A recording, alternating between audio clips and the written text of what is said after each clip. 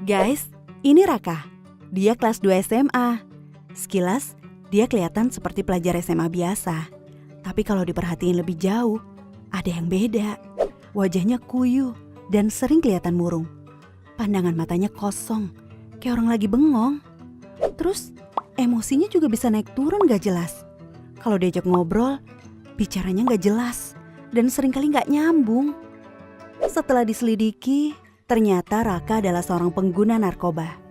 Nah, punya teman atau kenal seseorang yang mirip Raka nggak? Atau pernah kebayang nggak kalau Raka itu kita sendiri?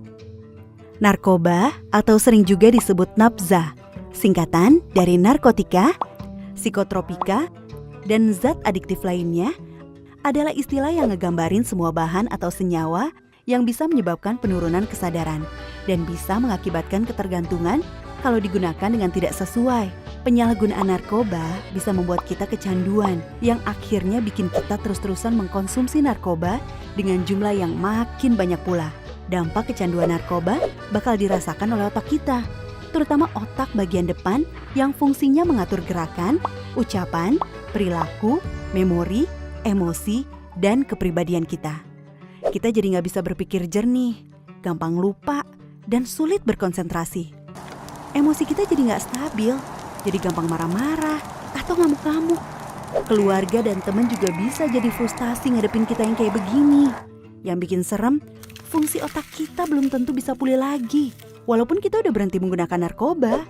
Nah, bayangin sekarang, kalau ini terjadi di masa pandemi kayak sekarang ini.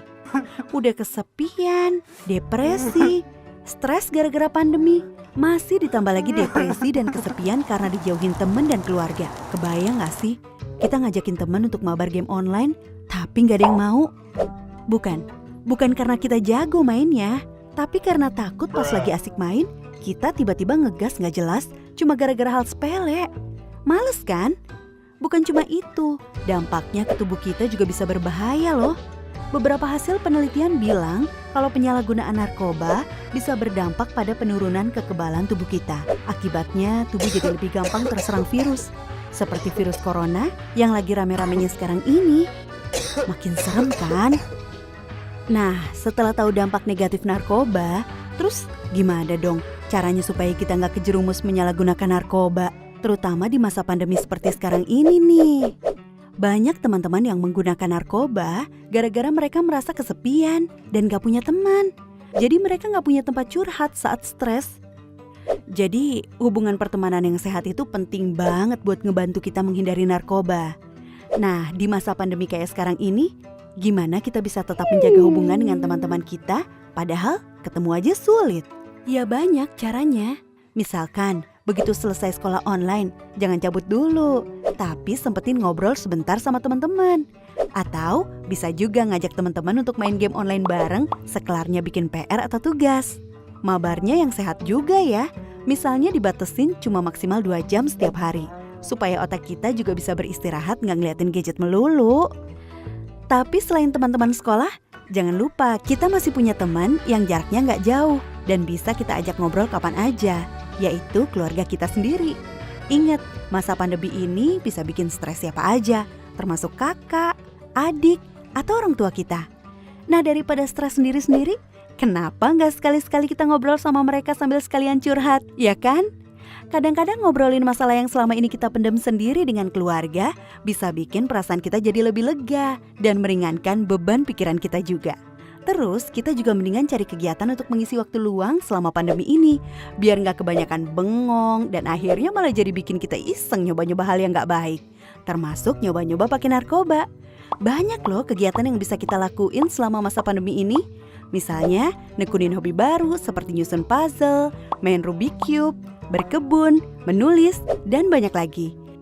Atau belajar hal-hal baru di internet, misalnya belajar main alat musik, belajar menggambar, belajar masak, dan lain-lain. Atau video call sama teman-teman untuk ngebahas konten terbaru dari YouTuber atau selebgram favorit.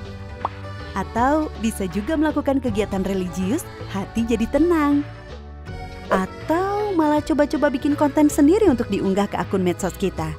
Misalnya bikin konten tutorial make up, masak, atau bikin kerajinan tangan.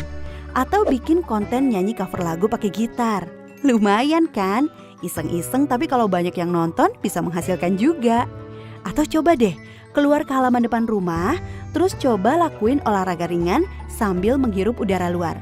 Pasti pikiran kamu jadi lebih segar dan suasana hati kamu jadi lebih positif.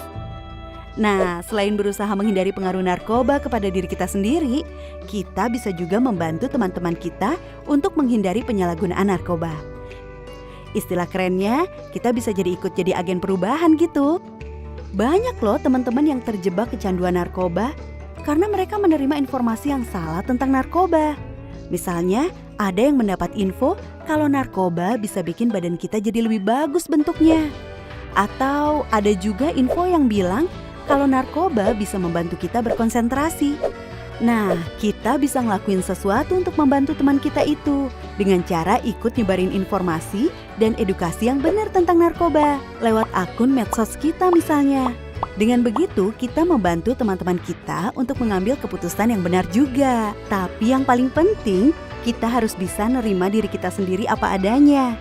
Salah satu alasan utama banyak teman-teman kita yang terjerumus menggunakan narkoba adalah karena mereka takut nggak diterima di lingkungan sosial atau takut nggak diakui oleh teman-teman.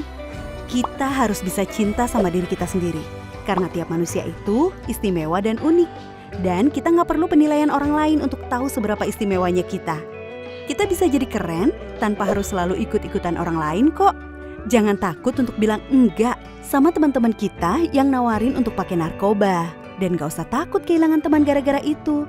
Teman yang baik pasti akan ngedukung kita ngelakuin sesuatu yang baik juga. Percaya deh, yang bikin hidup jadi seru dan menyenangkan itu adalah sikap kita terhadap diri kita sendiri, bukan orang lain. Sikap kita yang menghargai diri sendiri sambil terus menjaga hubungan yang sehat dengan keluarga, teman-teman, dan orang-orang lain di sekitar kita.